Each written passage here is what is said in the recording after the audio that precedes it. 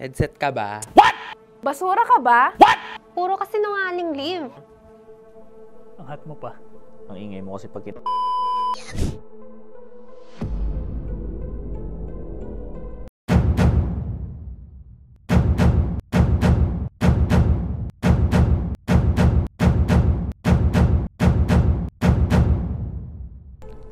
Pera ka ba? Lagi ka na lang kasing wala. Puro kasi nungaling live. Daig mo pa boss natin. Di ka ba nahihiya? Hindi po, ate! Bag ka ba? Ang bigat mo kasing buhatin. Nakakahiya naman sa'yo, pinapasahod ka ng buo, pero kulang-kulang ka kung magtrabaho. Mabuti sana kung may porsyento rin ako sa sweldo mo, kahit hilutin yung likod ko, hindi mo magawa eh. Kape ka ba? Ikaw kasi nagpapagising sa akin. Ara, mama!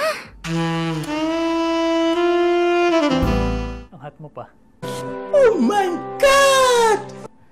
Straw ka ba? Sobrang sip-sip mo kasi kay boss. Feeling mo naman magiging supervisor ka. Tigilan mo yan, te. Dapat ang sinisip-sip mo, yung kabaitan, kasipagan, ganun. Cellphone ka ba? Kasi whenever you ring, it needs more work for me. Nakakainis. Bombastic side-eye. Mouse ka ba? Sobrang controlling mo kasi. Sobrang micromanager mo. Grabe ka naman. Wala ka bang tiwala sa amin? Wala kang tiwala sa akin? Folder ka ba? Kasi lahat ng mahalagang papel sa buhay ko nasa iyo. Kaya dagdagan mo lang mga gawain sa trabaho kasi ikaw ang inspiration ko to go to work. Bukod sa pera. Headset ka ba? Daldal mo kasi, te. Hindi pwedeng magtrabaho lang ng... Kailangan habang dumadaldal. Bakla, wala ka sa bahay. Kung gusto mong ganyan, work from home. Payslip ka ba? Nakakairita ka kasi tignan. Ko alam kung ba't kami nagtatrabaho para sa'yo eh. Bibigyan mo ba kami ng pera? Hindi naman, di ba? Basura ka ba?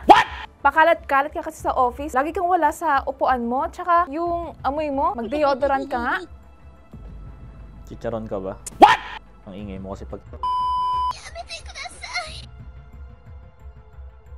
Hey, thanks for watching! For more exclusive videos and artist interviews, you can check out our videos by clicking here. And don't forget to follow us on our social media accounts too. Links are in the description below.